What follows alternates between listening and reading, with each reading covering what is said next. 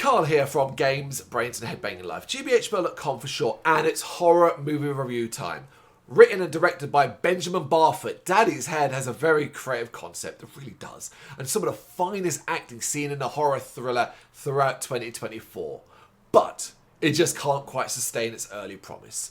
It is an enjoyable film, one oozing in very sinister atmosphere that slowly begins to falter as it goes on, mainly because I think it rushes to a conclusion, one that doesn't fully satisfy either, and one that was preempted annoyingly, partially by an unnecessary opening that sees a young adult visiting an empty house and sitting down to stare at a large vent in the wall.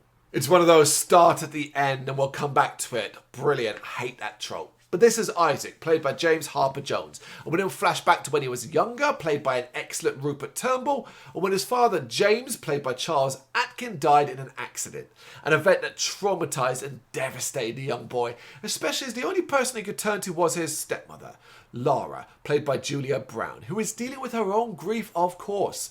The problem being as well, the pair weren't close before. Lara had wanted to be with James, and he came as a package deal with Isaac, so she accepted the boy. Now, she is a widow and expected to carry on bringing up a child that she basically has no interest in, let alone maternal instincts to look after and protect the boy, to help him and understand. She simply doesn't know how to deal with his needs or to handle his grief, while she herself was spiraling into depression and alcoholism. It doesn't help that they're living at a remote house in the country where the nights are dark and quiet. As a drama that focuses on the pair and their struggling relationship, Daddy's Head is a compelling watch to begin with. Incredible stuff, brilliant acting by the pair. There's a sense that the horror is coming. You just need to be patient. But these two characters and these two actors are so watchable that patience comes easy. The payoff? Something quite unusual and exceptionally unexplainable, likely alien, that takes the form of James and convinces Isaac that he has returned.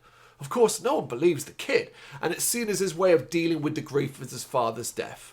The adults just aren't listening, and this pushes Isaac even further away and into the waiting arms of this mysterious creature.